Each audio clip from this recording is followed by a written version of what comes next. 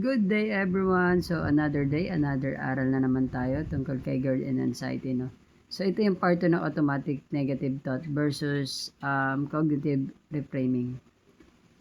So yun na nga, balik tayo. Nandun naman yung part 1, panoorin nyo na lang. Dito na tayo sa part 2. So madalas kasi pagka meron tayong automatic negative thought talaga, bakit tayo pinapahirapan nito? Kasi madalas kasi nabuhay tayo ng mga normal tayo na gusto natin kontrolado natin lahat. Kung paano tayo mag-isip, paano tayo gumalaw, paano yung lahat, paano yung ganito, paano. Gusto natin lahat kontrolado. Pero nung normal tayo, kontrolado rin natin yung mga bagay na may mga bagay tayo na gustong kontrolin, pero meron din mga bagay na hindi naman natin kayang kontrolin, pero hindi naman natin napapansin yon. Pero nung nagkaroon na tayo ng anxiety disorder, napapansin na natin lahat ng mali.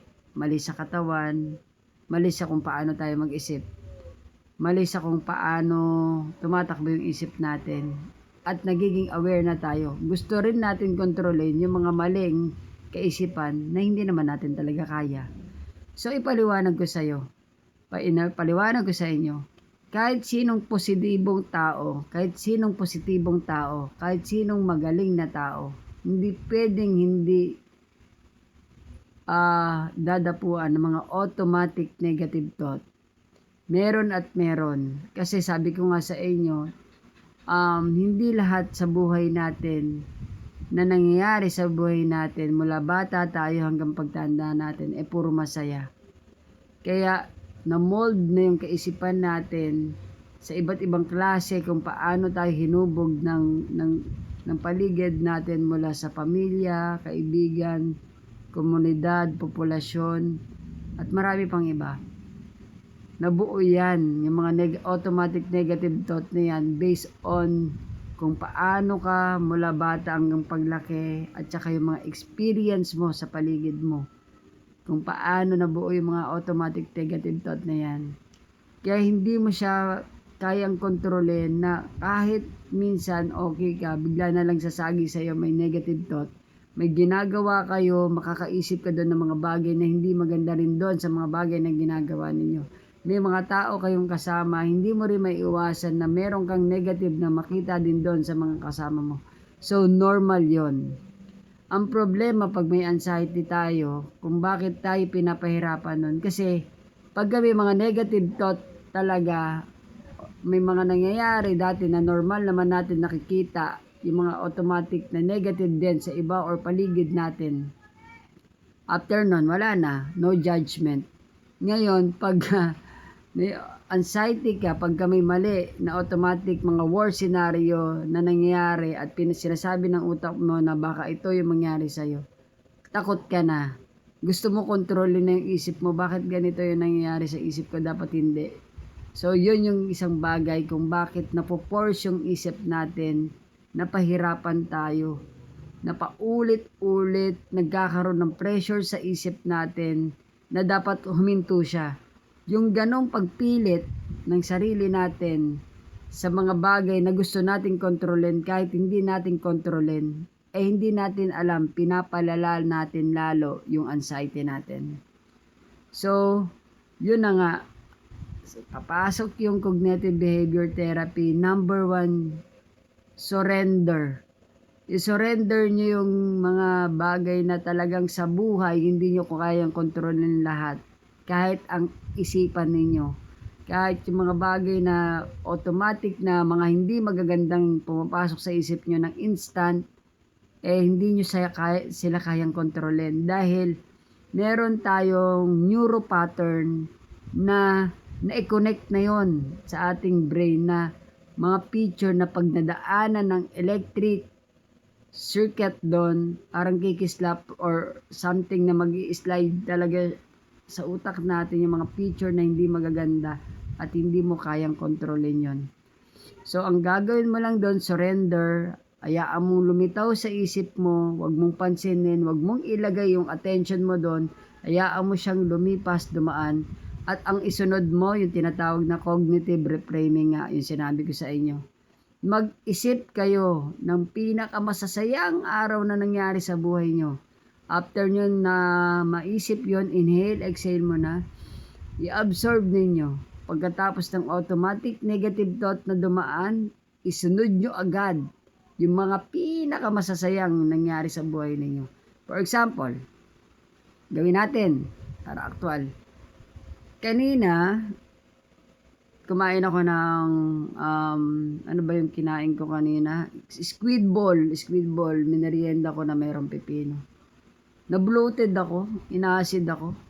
Grabe. Papalpit. Yung, alam mo yung nag-upset yung gas trap sa dibdib ko na hindi ko madigay. Tapos biglang nagpalpitate. Kung wala akong alam sa pagmamanage ng anxiety and panic attack, baka nagpanic na ako kanina eh. Pero dahil alam ko na kung paano hulihin yung automatic negative thought, hinahayaan ko lang, anxiety lang to. Pero ang daming mga disturbing thought, ang automatic negative thought, mga catastrophizing na dumaan sa isip ko. Wala, baka atake na yan, yung nararamdaman mo, yung biglang may kikirot sa dibdib mo, ano na yan, sa puso na yan. Nako, baka atake na sa puso yan, di mo lang alam, wag kang kampante. Alam mo mga ganon, pero dahil nga familiar na ako sa ganong tema ng anxiety, sa disorder world ng anxiety, ay inayaan ko lang. Yun, dumaan siya. After nun, isip ako. Naisip ko na naman yung kotse ko, paano ko siya nakuha, paano ko to binuo yung salon ko. Ang saya-saya ko to ng grand opening, yung mga business ko. Tapos yung ang saya na nung una kong natanggap yung kita ko sa business. Alam mo yun, tinatakpan ko agad siya ng masaya. Automatic nun. Nawawala yung sensation. Hindi tumutuloy yung mga sensation hanggang kasi ganito yan eh, guys. Yung automatic negative thought, pagka nagpa-apekto kayo dyan, babagsak yan yung mula sa isip, babagsak yan sa emotion. Yung emotion nyo kakabahan na hanggang yung behavior nyo susunod na, matatakot na kayo. So, ganun din yun. Pagka na-reframe nyo, yung takot, magiging masaya. Yung emotion nyo, mapapalitan din ng saya. Or hindi man saya, neutral. Hindi siya makakaramdam ng takot. Kasi masaya na yun, nasa isip niya. Tandaan nyo, what you think is what you get, sabi nga. So, yun, ayun yung emotion ninyo, hanggang yung behavior nyo, magiging kampante na kayo. Kasi alam nyo naman, dumaan lang yung nakakatakot. Pero sa totoo lang, anxiety lang yun. After nun, masaya, mas masaya. So, tuloy lang. Kasi trabaho lang. Kasi mas masaya, kumikita tayo. Ito. Ganon ang cognitive reframing. Once na may dumadaan sa inyong automatic negative thought, isunod nyo agad yung mga pinakamasasaya. Mag-isip kayo ng pinakamasasaya. 3 hanggang 5 pinakamasasayang nangyari sa buhay ninyo. Pag may automatic negative thought, yun agad yung isunod ninyo.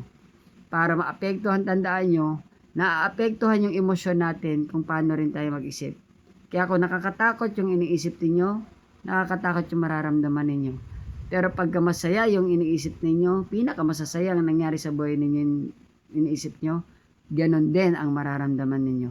Sana naipaliwanag ko ng maayos kasi instant to lagi yung ginagawa ko. Wala tong scripted. Based on my experience, based on sa mga pinag-aralan ko sa cognitive behavior therapy, yung mga therapy na pinagdaanan ko, sana na-deliver ko ng maayos. At kung hindi ko man na-deliver, sana kayo nang bahalang umintindi kasi ito ay sinishare ko sa inyo para makatulong. Para tulungan kayo na ma-overcome nyo yung mga automatic negative thought na hindi maka-apekto sa inyong emotion and your behavior. At hindi kayo makaramdam ng matinding takot at mga hindi magagandang sintomas. So, yun lang. Ito yung part 2 end ng ating automatic negative thought versus cognitive behavior therapy reframing. Yun lang, magandang gabi. Bye-bye.